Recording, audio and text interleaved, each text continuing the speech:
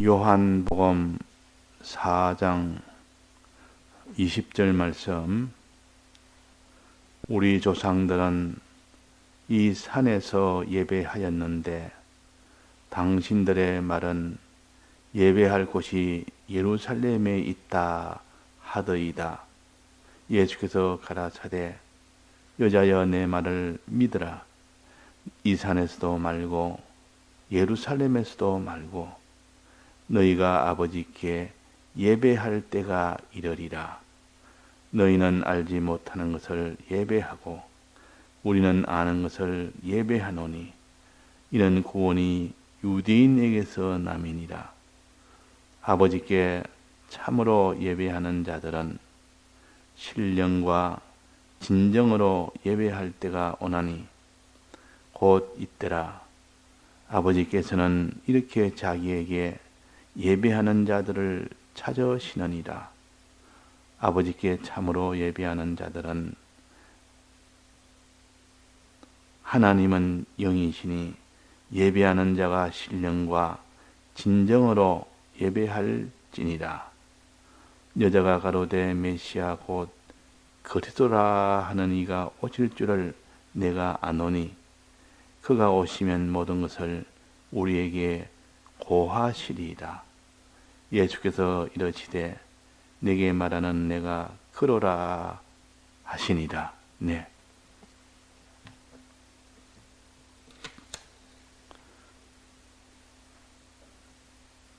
이스라엘 백성이 애굽을 나와서 광야를 거쳐서 가나안 땅으로 들어가도록 약속을 하셨고 또 약속대로 애굽에서 다 나오도록 하셨고 또 광야를 지날 때에 그들에게 반석에서 물이 나오도록 해서 마시게 했고 하늘에 만나가 내려서 먹도록 해서 양식 문제, 모든 이 날씨의 추위 문제, 대적 문제 전부 다 하나님이 구름 기둥과 불 기둥으로 다 막아주시고 다 보호해 주셔서 한 사람도 낙오 없이 충분히 가나안 땅으로 가도록 빈틈없이 다 하나님이 역사를 해 주셨습니다. 그러니까 이 이스라엘 백성이 다 가나안 땅에 들어갈 수 있도록 했는데 실제로 결과는 어떻게 됐는가 하니 그 애굽 세대, 즉 어른 세대는 여호수아와 갈렙 외에는 아무도 못 들어갔다. 대다수가 광야에서 다 죽었다. 들어가지 못했다면 광야에서 다 죽었다 그 말입니다. 자, 가나안 땅은 천국을 가르치는데 천국에 못 들어갔다는 뜻이요. 그러면 천국 못 들어갔으면 지옥 갔는가? 우리는 이것을 이렇게 생각을 해야 됩니다. 어떻게 생각해야 되는가 하니 사람의 구원은 둘로 나누지 않으면 도무지 안 됩니다. 그래서 그 사람이 지옥 가고 천국 가는 이 둘을 영과 육으로 나누어야 된다 하는 겁니다. 영이 구원받는 것을 기본구원이라 그러고 육이 구원받는 것을 건설구원이라 그럽니다. 이 둘로 나누지 아니하고 우리가 바로 깨달을 수가 없도록 되어 있습니다. 이제는 시대가 점점 말세의 지말로 향하여 이럴 때 마귀의 이 역사가 더 강해질 때는 이전보다 더 높은 도가 오지 않으면 이것을 이기지 못하도록 됐으니까 하나님이 때가 되매 이제는 건설군의 도를 밝혀서 능히 이 모든 세상을 다 이길 수 있도록 말세에 준비하신 하나님의 또 이런 구원도리입니다. 자, 모세는 가나안 땅에 못 들어갔습니다. 가나안 땅에 못 들어갔으니까 그러면 구원받지 못했고 그러면 모세가 지옥 갔다. 그렇게 해석 안 하고 다른 길이 있습니까? 가나안 땅에 안 들어가면 그거는 지옥 가지 않고 다른 길은 또 있습니까? 이렇게 해석을 하지 않고 다른 해석이 없지 않습니까? 그러면 가나안 땅에 들어간 여호수아와 가려면 가나안 땅에 들어갔고 모세는 못 들어갔다. 모세뿐만 아니라 아론까지도 그 수많은 모든 어른 세대는 다 못 들어갔으니까 다 지옥 같다. 그렇게 해석을 안 할 수가 있습니까? 가나안 땅이 천국이니까. 그러면 여기서 우리가 알아야 될 것은 사람은 영이 구원받는 이 구원이 있고 육이 구원받는 이 구원이 있다. 즉 기본 구원과 건설 구원이 있다는 것을 나누지 않으면 그런 해석을 하지를 못합니다. 영의 구원은 그 사람의 영이 구원받는 것은 우리의 수고와 노력으로 받는 것이 아니요. 이거는 전적 하나님이 홀로 다 했습니다. 우리야 뭐 믿는 마음이나 행하는 행동이나 이런 것이 필요 없이 그 영을 바로 살리십니다. 또 영은 단번에 살리십니다. 영은 단일성이기 때문에 그래서 우리가 알기도 전에 영을 살린 것이 기본 구원이에요. 근데 육의 구원은 뭔가 하니 육은 우리의 마음과 몸인데 마음과 몸이 이거는 복합체로 되어 있습니다. 이 마음도 수많은 쪼가리가 다 이렇게 합쳐서 마음이요. 육도 수많은 이런 세포가 합쳐서 몸이요. 우리의 마음이나 우리의 행동은 수없이 많은 이런 것 중에 하나씩 구원이 되는 겁니다. 한 쪼가리 한 쪼가리씩.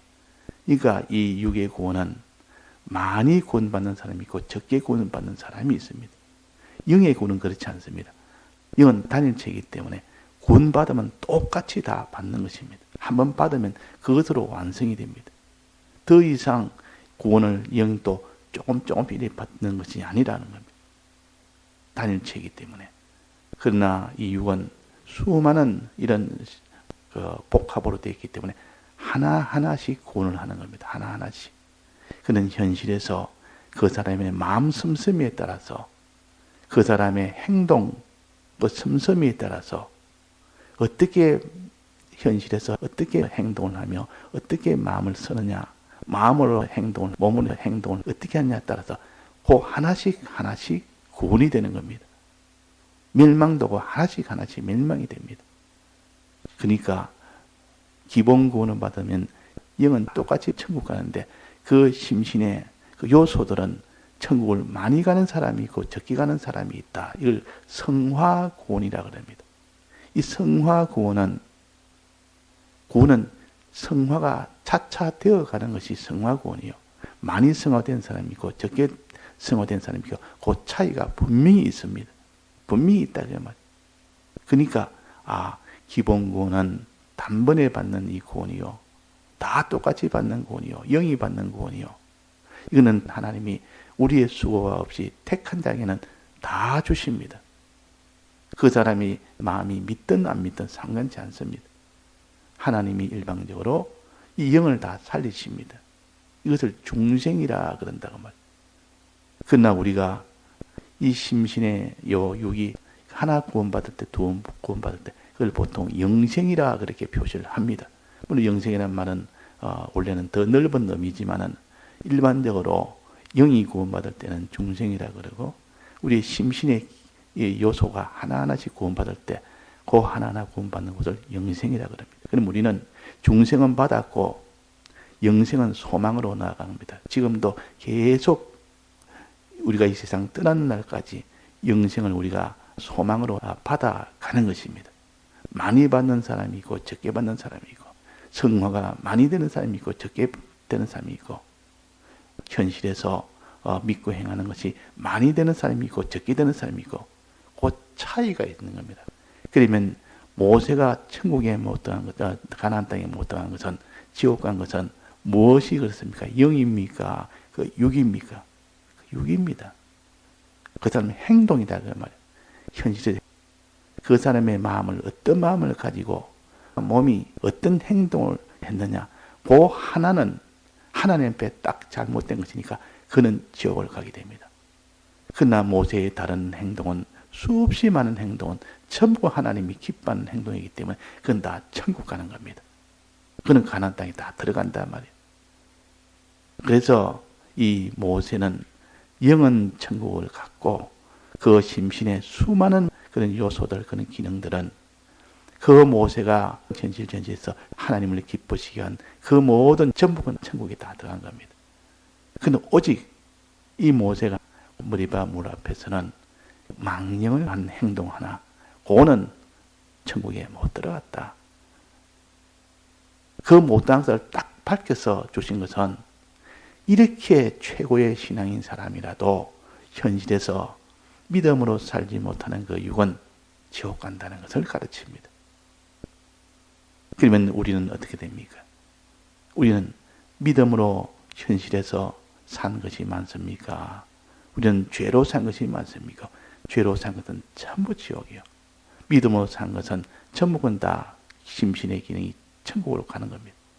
그럼 그 비중을 따진다면 우리가 믿음으로 산 것이 너무 적고 우리는 죄악으로 산 것이 너무 많은데 모세는 믿음으로 산 것이 훨씬 더 많고 하나님 앞에 이렇게 죄를 지은 것이 하나였습니다. 하나였다. 그것도 그냥 죄 지은 게 아니라 그 이스라엘 백성이 너무 강팍해서 그들을 고치려고 하다 보니까 거기서 그냥 너무 분노가 나서 그 분노를 이기지 못하고 하나님의 이 거룩을 범한 겁니다. 그 분노 때문에. 그래서 시편에 보면 너희들의 이 모든 죄로 인하여 내가 그 을을 받았다. 거기다 영향을 받았다. 그 말이야. 영향을 받아가지고 내가 나도 앞에 죄를 지어서 그래서 내가 가나안 땅에 못 들어갔다. 그랬단 말이야. 그 요소는 못 들어간 겁니다. 그 모세의 그 요소 하나는 못 들어갔고 나머지 요소는 하나님이 다 기뻐했고 특별히 모세를 지민해서 모세보다 온유가 성한 사람이 없다. 이렇게 하나님이 모세를 기뻐했고 모세의 모든 언행 심사를 하나님이 참 이렇게 다 구원이 되도록 했습니다. 그러나 머리바 물 앞에서는 거기에서 망령을 했다. 입술이 망령을 했다. 하지 말라는 말을 했고 하라는 말은 안 했고 하라는 행동은 안 하고 하지 말라는 그 행동을 했고 그 원인은 믿음이 없어서 그렇다. 그랬습니다. 자, 모세도 하물며 그런데 우리야 모세보다 더 낫습니까? 어떻습니까? 더 못하지 않습니까?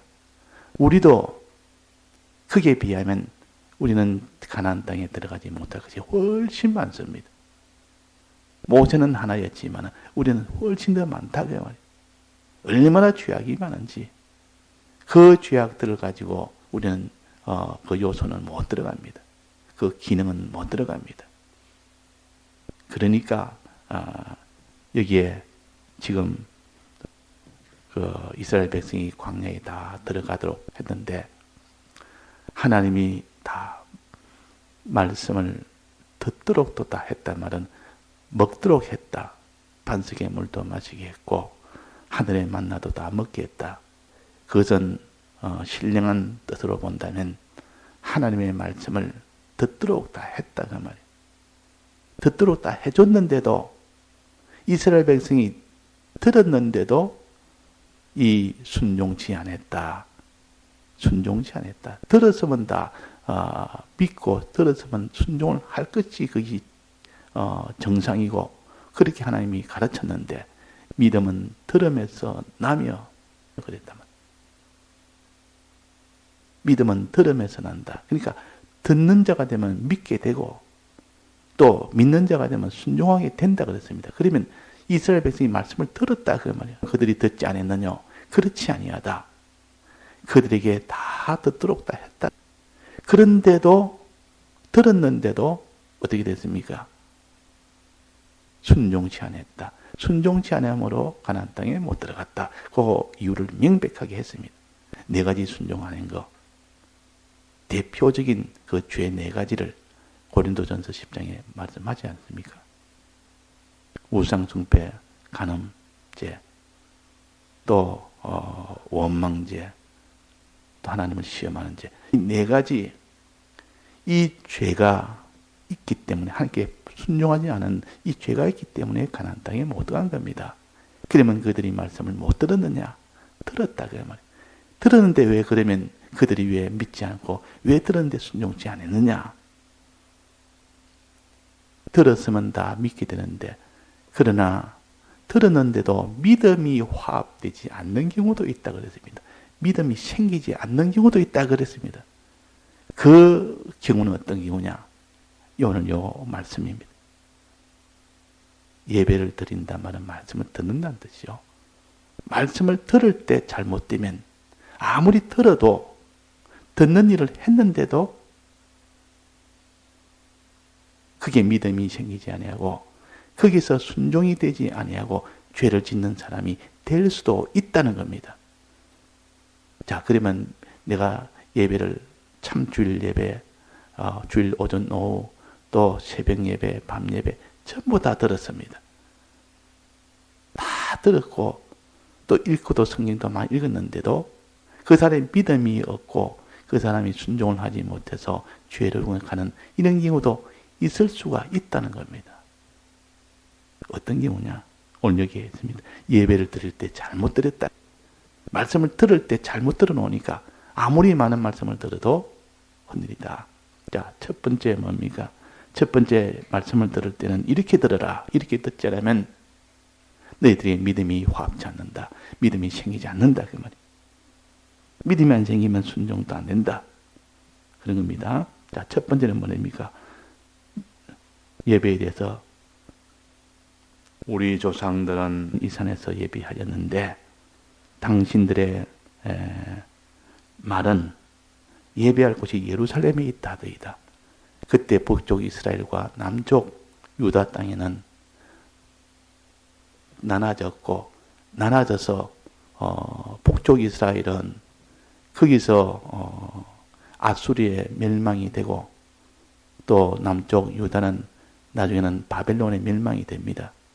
그러나 이 남쪽 유다에는 바벨론의 멸망이 되기까지 전까지도 끝까지 하나님의 말씀을 모세를 통해서 내려오는 그 말씀을 붙들고 아브라함과 이삭과 야곱이 하나님을 붙들고 그렇게 신앙생활한 것이 남쪽 유다입니다. 그러나 북쪽 이스라엘은 가자마자 막바로 여로보암을 이 필두로 해서 그게 우상을 벌써 섬기기 시작했습니다. 이 땅에 있는 남쪽 유다에 있는 그 하나님이 아니라 우상과 하나님을 함께 섬겼습니다. 아예 하나님을 버린 것은 아닙니다. 하나님도 섬기면서 우상도 섬기고 하나님 말씀도 조금 가지면서 그 다른 이 이방인의 그 말씀도 같이 섬겼습니다. 그러니까 그 나라에는 하나님이 구원을 받을 자는 하나도 없었고 남쪽에는 구원을 받을 자도 있고 못 받을 자도 생겼습니다. 그래서 북쪽 이스라엘은 선지자가 더 많았습니다. 왜? 다 망하여가는 이스라엘 백성이니까 거기는 선지자가 더 많을 수밖에 없습니다. 경고하는 자가 더 많았다 그 말이에요. 그래서 북쪽에는 이렇게 엘리야와 엘리사도 있지 않습니까? 그 북쪽의 이스라엘은 이렇게 다 우상을 섬기는 우상과 하나님을 함께 섬겼고 또 거기에는 이런 하나님 말씀과 또 이 다른 이방인의 그 모든 말과 함께 섬겼다. 그게 어디에 나옵니까? 열왕기하 17장 33절에 보면 이렇게 되어 있습니다. 이와 같이 저희가 북쪽 이스라엘입니다. 저희가 여호와도 경외하고 또한 어디서부터 옮겨왔든지 그 민족의 풍속대로 자기의 신들도 섬겼더라. 여호와도 신기고 경외하고 그 이방의 그 자기가 민족의 풍속대로 자기의 신들도 섬겼더라. 함께 다 섬겼다. 섞였다. 그러니까 뭐 혼합을 해가지고 그렇게 섬겼다. 지금 이게 사마리아 여인과 예수님을 말합니다. 예수님은 유대인이요. 사마리아인은 북쪽 사마리아인이요. 지금 대화를 하면서 우리는 이 산에서 섬기고 그리심 산에서 섬기고 너희들은 예루살렘 성에서 섬긴다. 거기서 말씀을 예배를 드린다. 그게 여기도 저기도 장소가 문제는 아니다. 북쪽에서 거기서 예배를 드려도 되고 남쪽 예루살렘에서 예배를 드려도 된다. 그를 먼저 말했습니다. 우리는 장소에 따라서 우리는 말씀을 드려야 되는 것은 없습니다. 요거 하나 말했고, 우리는 그런 것보다는 은혜 위주로 합니다. 은혜 위주로. 장소 위주가 아니고 은혜 위주. 어디가 은혜가 다 있느냐. 어느 장소를 정한 것은 없습니다.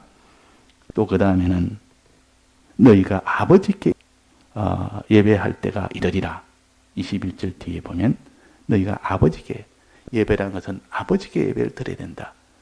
최종은 아버지에게 향해서 아버지의 은혜를 받아야 된다. 말씀을 통해서 아버지의 은혜를 받아야 되지. 아버지의 은혜는 뭡니까?